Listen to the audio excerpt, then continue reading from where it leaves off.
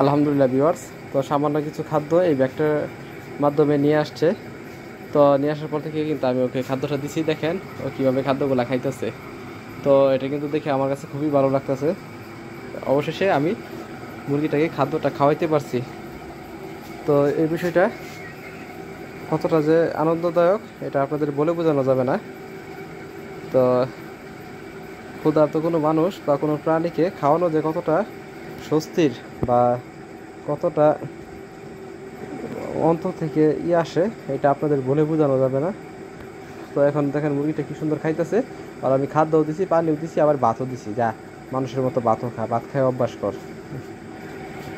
তো এটা মনে হয় অনেকক্ষণ যাবত মোটামুটি না খায় রয়েছে।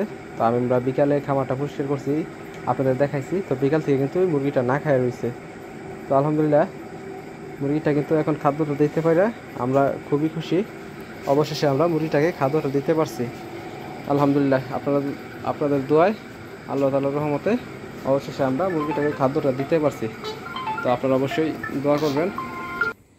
তো এই দেখেন ও অনেক কষ্ট করে খাদ্যটা নিয়ে আসছে। তো ওর ফেসটা দেখাইতেছি না, টমটম সাইকেলটা দিয়ে খাদ্যটা নিয়ে আসছে।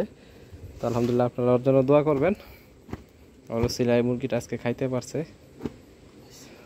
তো আজকে ভিডিও এই পর্যন্তই। সকলে ভালো থাকবেন, সুস্থ থাকবেন। আসসালামু আলাইকুম।